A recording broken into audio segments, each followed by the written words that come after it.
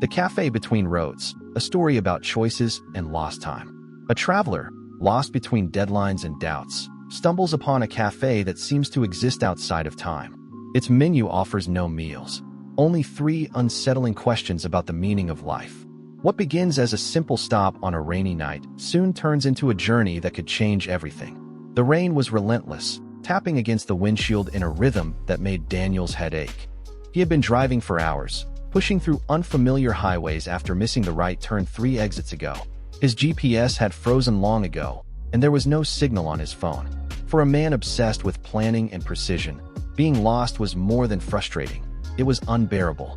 "This is ridiculous," he muttered, tightening his grip on the steering wheel. "One wrong turn, and my whole evening is ruined." The road stretched endlessly, framed by towering pines. No cars passed. No signs lit the way. Just the gray curtain of rain. He thought of the meeting he had left behind, the deadlines waiting at his desk, and the endless stream of responsibilities that defined his life. All of it now seemed distant, unreal, like a dream slowly dissolving. And then, through the fog and rain, a faint glow appeared. Not the glaring light of a gas station or the neon of a roadside diner. This was softer, warmer, like candlelight behind frosted glass. Curious and desperate for a break, Daniel slowed down and turned into a narrow gravel path. At the end of the path stood a small cafe. It looked as if it had been taken out of a painting: wooden beams, a porch with 2 rocking chairs, and a hand-painted sign above the door. The Café Between Roads. Daniel frowned. He had never seen it on any map, nor in all the times he had driven these highways. Still, the thought of hot coffee and shelter was too tempting. He parked and stepped inside. The smell of roasted beans and fresh bread enveloped him instantly. The interior was cozy but peculiar. Lanterns hung low, casting golden pools of light on wooden tables. A bookshelf stood in the corner, filled with titles in different languages. And behind the counter was a woman with kind but sharp eyes, as if she could read people before they even spoke. "Welcome," she said warmly. "You look like you've been driving a long way." Daniel nodded, shaking rain from his jacket. "Yeah, I was lost. Didn't even know this place existed." "Most people don't," the woman replied with a small smile. "But everyone who comes here has their reasons." He gave her a puzzled look. "What's that supposed to mean?" "Nothing more than it sounds," she said lightly. "Sit wherever you like." Daniel hesitated, then chose a corner table. Soon, a steaming cup of coffee appeared before him, though he couldn't remember ordering it. Its aroma was rich, almost overwhelming, and when he took a sip, the taste was unlike anything he had ever had before: strong, smooth, and strangely comforting. He looked around.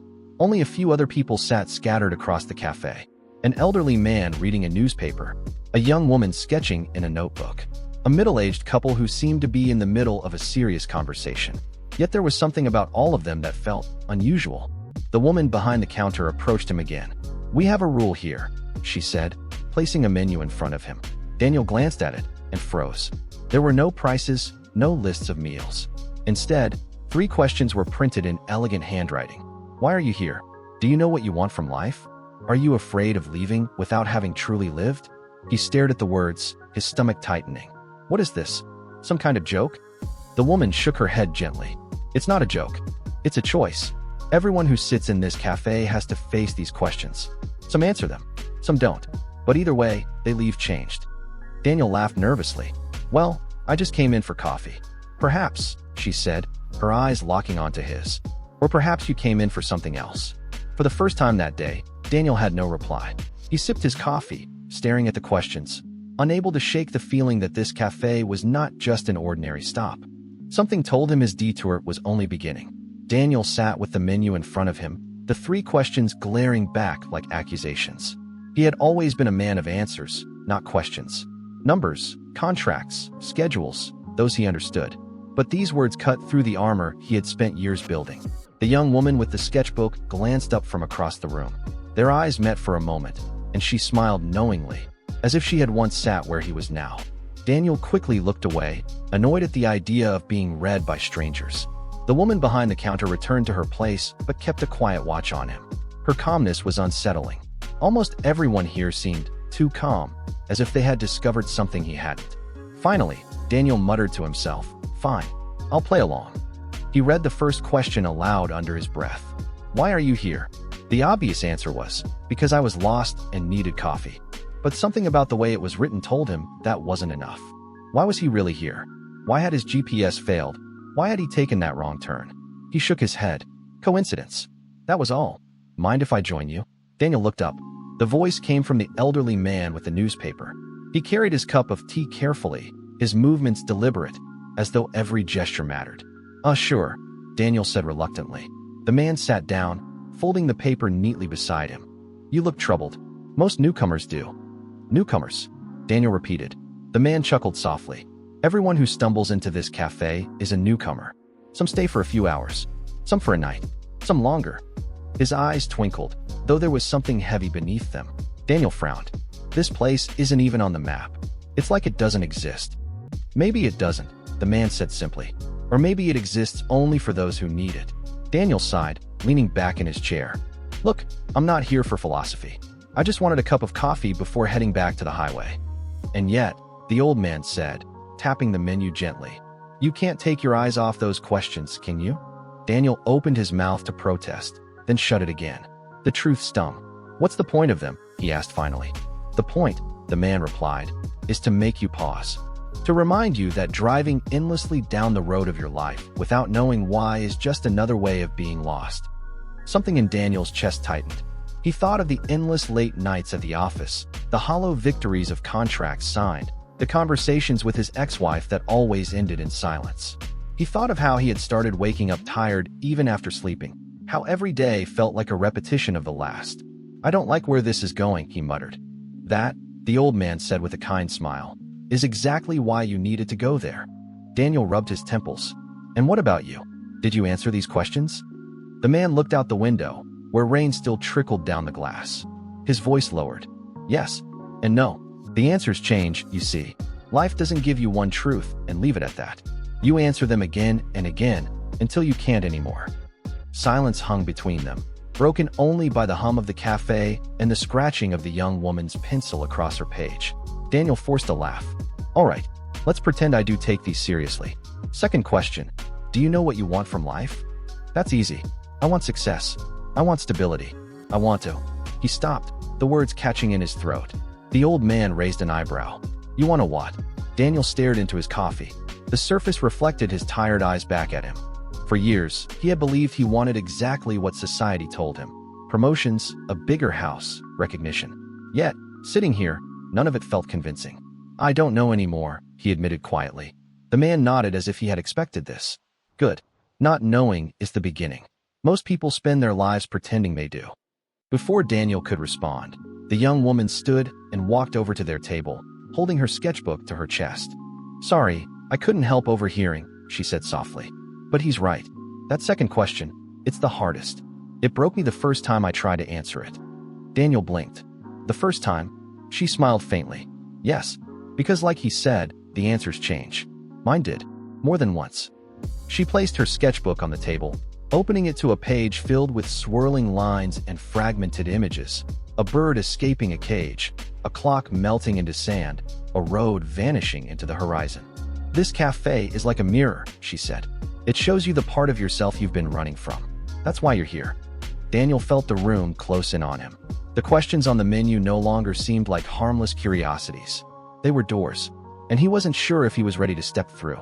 The third question still waited, and he knew, instinctively, it would demand more of him than the others. The cafe had grown quieter. The couple who had been whispering heatedly earlier were gone, leaving only Daniel, the old man, the young woman with her sketchbook, and the barista with her watchful eyes. Outside, the rain had slowed to a drizzle, and the windows glowed softly with the reflection of lantern light. Daniel's gaze fell again on the last question written on the menu. Are you afraid of leaving without having truly lived? Something about those words made his chest tighten. He could almost laugh at the first two questions, argue with them, twist them into something logical. But this one felt like a knife. The young woman noticed his expression. That's the one that gets everyone, she said, gently flipping her sketchbook closed. Daniel forced a smirk. I suppose you've got an answer for it already. She shook her head.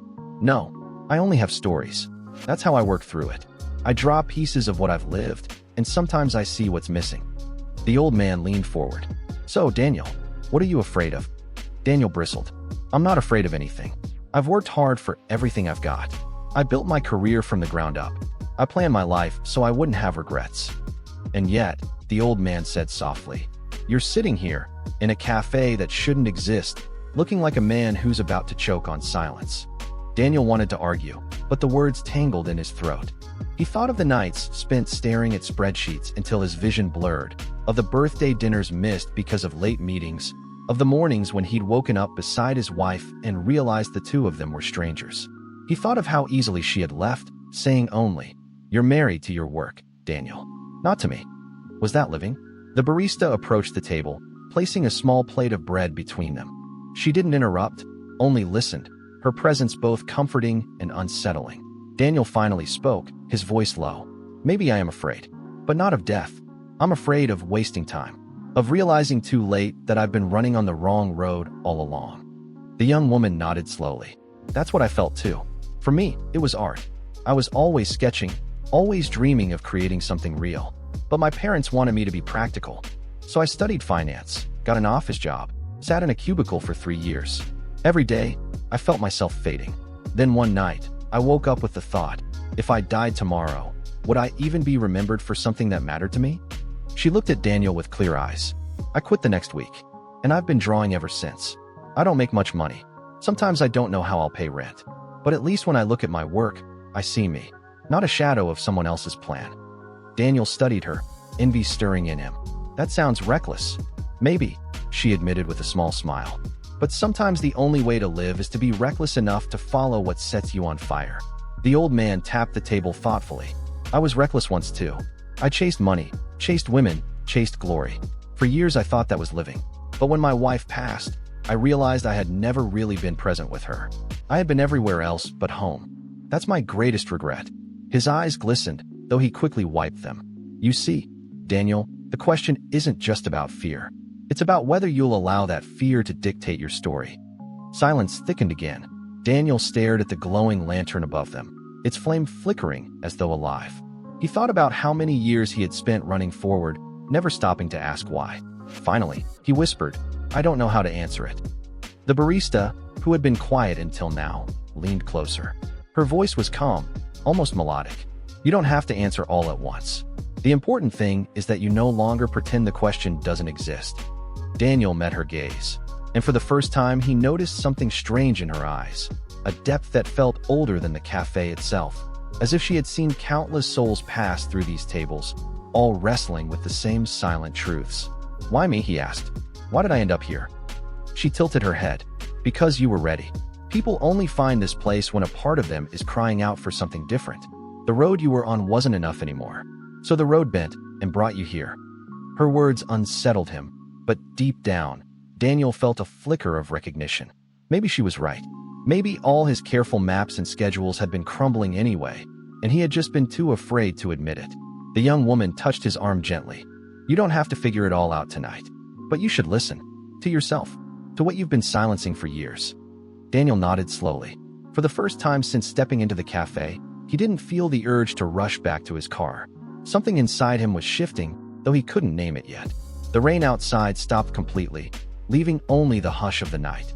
The cafe seemed to glow a little brighter, as if waiting for him to take the next step. And Daniel realized, this wasn't about coffee. It never had been.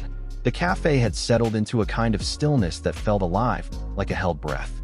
The old man returned to his newspaper, the young woman resumed sketching, and Daniel sat with the menu still in front of him, though he no longer needed to read the words. The questions were etched into him now, echoing louder than any meeting reminder or work deadline ever had. The door creaked open. A gust of cool night air swept inside, carrying the smell of wet earth.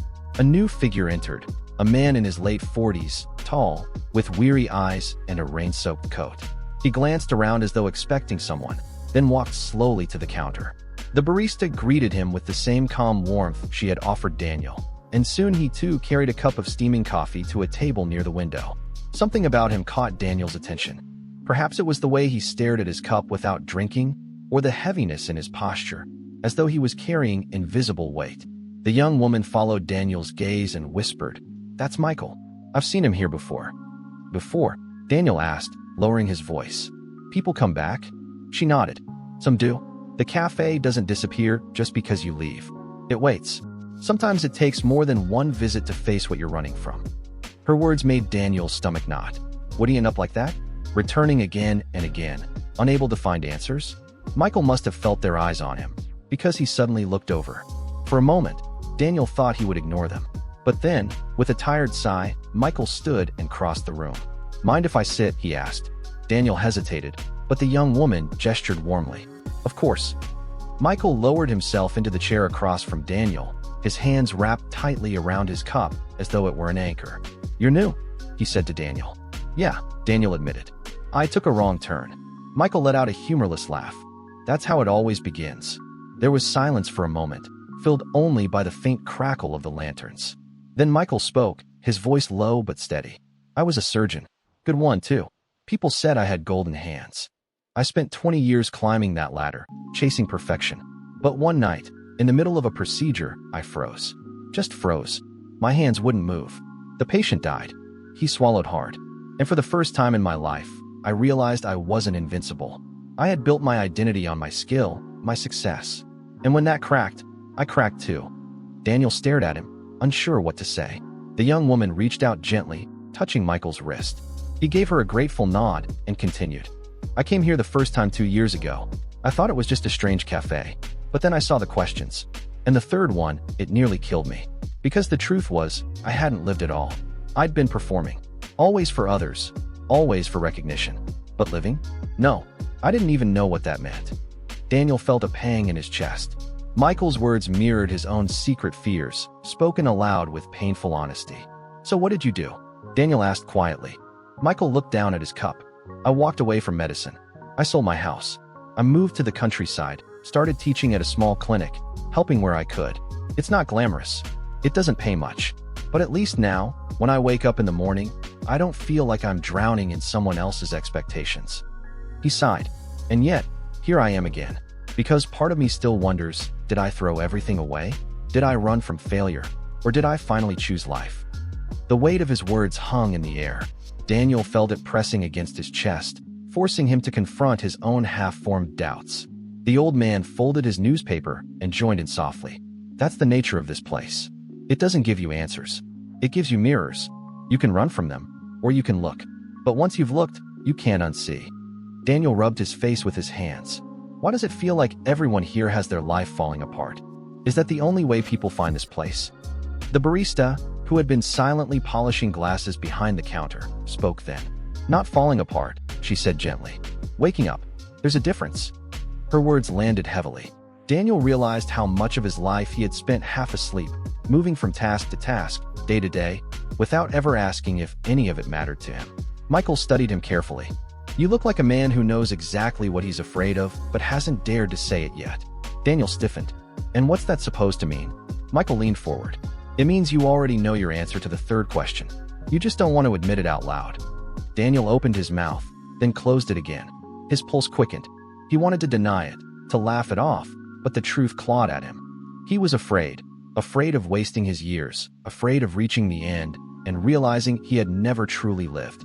The cafe grew quieter still, as if waiting for him to speak. Daniel stared into his cup.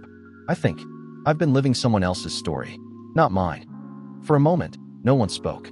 Then the barista's voice, soft but firm, broke the silence. Then perhaps it's time you started writing your own. Daniel lifted his eyes to hers. There was no judgment there, only an unshakable certainty that both terrified and comforted him. And for the first time, he wondered if maybe, just maybe, the detour that had brought him here was not an accident at all. The cafe seemed to shift that night, as if its wooden beams and glowing lanterns were alive, rearranging themselves to match the weight of Daniel's thoughts. Every breath of silence carried meaning. Every flicker of light whispered something he wasn't sure he wanted to hear. He sat with Michael, the old man, and the young woman, yet it felt as though he were alone with the questions pressing against his chest like stones. The barista walked past their table and gently placed a small lantern in front of Daniel. Its light was softer than the others, warmer somehow, and when he looked closely at the glass, he swore he saw a movement within. What is this? He asked. The barista tilted her head. A mirror, not of the body, but of the soul. It doesn't show your face. It shows what you've hidden from yourself. Daniel frowned, skeptical. But when he leaned closer, the glow shifted, and suddenly he wasn't looking at lantern light anymore. He was looking at himself, 10 years younger, sitting at his desk long past midnight. Papers piled high, eyes red from exhaustion, yet a faint smile on his lips as he signed another deal. The image twisted. Now he saw his wife, standing in the doorway of their old apartment, holding a suitcase. Her voice echoed faintly. "I needed you, Daniel. But you were never really here." Daniel's chest tightened. "Turn it off," he muttered. But the lantern didn't fade. Instead, it showed him another memory, his daughter's 8th birthday. He had promised to be there, but instead he had called late from the office. In the vision, he saw her face on the phone, forcing a smile as she whispered, "It's okay, Dad. I understand." But her eyes betrayed her. "No," Daniel whispered, his hand trembling. "That's not fair. I was working for her future, for all of them." Michael's voice was gentle but firm. "That's what we all tell ourselves, that the sacrifices will pay off. But sometimes the cost is too high, and by the time you realize it, the people you love are gone." Daniel shook his head, trying to push the lantern away, but it clung to him, its glow stretching across the table like threads of memory. More images came, his daughter growing older, her eyes distant when they met for rare dinners, his own reflection in office windows, always older, always more tired, nights where he sat alone in hotel rooms, convincing himself it was worth it. "Stop," Daniel said louder, his voice breaking. "I don't want to see anymore." The young woman reached for his hand. "Sometimes we have to face the pain before we can change it. Pretending it isn't there only traps us in it." Daniel's throat burned. "I thought I was doing the right thing. I thought success meant security, meant love, meant everything I couldn't give as a child." His words stumbled out, unplanned. "My father worked 2 jobs, and we never had enough. I swore I'd never let my family live like that. I thought if I just worked hard enough, everything else would fall into place." The old man nodded slowly. "We often repeat the very mistakes we try to avoid. Your father was absent because he had no choice. You were absent because you believed you had no choice. Different reasons, same outcome." Daniel's vision blurred with unshed tears. "So what was I supposed to do? Quit? Risk losing everything? Watch my family struggle?" The barista's calm voice broke through his spiral. "No, you were supposed to remember that you are part of what your family needed. Not just your income, not just your effort. Your presence, your laughter, your love." The words pierced him. He felt as though the cafe itself were peeling away layers he had hidden for years. All his justifications crumbled, leaving only the raw truth. He had traded time for money, presence for status, love for recognition. And in the end, he had lost the very things he thought he was protecting. Daniel buried his face in his hands. For the first time in years, he let the tears come, hot, unrestrained, unashamed. The young woman squeezed his hand tighter, Michael rested a hand on his shoulder, and even the old man's quiet presence felt like a shield against the storm inside him. When Daniel finally lifted his head, the lantern's glow had softened. The painful images faded, replaced by something gentler. His daughter as a little girl, laughing as she ran through a park, her small hand reaching for his. The vision lingered, then dissolved into warm light. He exhaled shakily. "What does it mean?" he asked. The barista looked at him with eyes that seemed impossibly old. "It means the story isn't over. You still have a choice. You always have." Daniel sat back, drained but strangely lighter. For the first time in years, he wasn't pretending. He had faced the truth of his fear, of his failures. And though it hurt, beneath the ache there was something new, a flicker of possibility. The cafe was quiet again. Outside, the clouds parted, and a single star glimmered in the night sky. And Daniel thought, maybe, just maybe, it wasn't too late to live. Daniel sat in silence long after the lantern dimmed. His thoughts swirled like leaves in a storm, images of his past colliding with the fragile hope of a different future. The cafe around him hummed with a strange stillness, as if holding space for his decision. Michael broke the quiet. "You know, Daniel, none of us get to rewrite what's already been lived. The question is, what will you do with the chapters still blank?" Daniel rubbed his face with his hands. "That's the problem. I don't know how to start. I've lived so long on autopilot, chasing the next deal, the next goal. If I stop, what if there's nothing left of me?" The young woman leaned forward. "That's not true. You're already more than the things you do. The fact that you're sitting here, asking these questions, that's proof you're ready to change." The old man folded his newspaper and placed it on the table. "It's like standing at a fork in the road. One path is familiar, worn smooth by your footsteps. The other is uncertain, overgrown, maybe even frightening. But if the first path no longer takes you where you need to go, then you must have the courage to step onto the second. Daniel gave a bitter laugh. Easy to say, but what if I fail? The barista, who had been listening quietly, finally spoke. Failure is not the opposite of living, Daniel. It is part of it. To fear failure is to fear life itself. And if you let that fear control you, you'll never taste the fullness of being alive. Her words settled deep in him, heavier than any boardroom advice or motivational seminar he had ever endured. Michael sipped his coffee, then asked gently, "What do you want, Daniel? Not what your company wants. Not what society expects. You. Right now. Tonight." The room seemed to hold its breath. Daniel opened his mouth, closed it, and then whispered, "I want my daughter to know me. Not as the man who missed her birthdays. Not as the shadow who called late from airports. I want her to feel that when she looks back, she had a father who was there." His voice cracked, but he didn't look away. The young woman smiled softly. "Then start there. Call her. Visit her. Don't wait for some perfect moment. Just show up. That's how life is lived, in moments you choose to step into." Daniel felt his heart thud painfully. The idea seemed simple, almost too simple. Could it really be that easy? The old man chuckled knowingly. Simple doesn't mean easy, but it does mean possible. For the first time since entering the cafe, Daniel laughed. A small, shaky laugh, but real. "I guess I've been complicating everything. Always thinking life was about grand achievements, milestones, status. But maybe it's about presence, about showing up where it matters." The barista leaned closer, her eyes glimmering. "Now you're beginning to understand." At that moment, the bell above the cafe door rang softly, though no one had touched it. A faint breeze drifted in, carrying the scent of pine and fresh rain. Daniel glanced toward the door, and for a fleeting second, he felt it was inviting him, calling him back to the road. Michael noticed. "Looks like the cafe thinks you're ready." Daniel looked around the table, at Michael with his weary wisdom, at the young woman with her courage to follow her art, at the old man with his quiet truths, and at the barista, whose presence seemed both ordinary and eternal. "Will I ever come back here?" Daniel asked quietly. The barista smiled. "That depends. Some never return, because they've chosen to truly live. Others find their way back when they forget. The cafe always appears when it's needed." Daniel nodded slowly. He stood, his legs trembling slightly, as if carrying the weight of a new life. He looked down at the menu one last time. The three questions still stared at him, but now they no longer felt like accusations. They felt like companions. Reminders.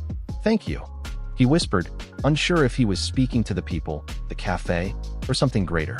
As he reached the door, the young woman called after him, "Remember, don't wait for later. Later is just another word for never." He turned, met her eyes, and nodded. "I won't." The old man raised his cup in farewell. Michael gave a small nod of encouragement.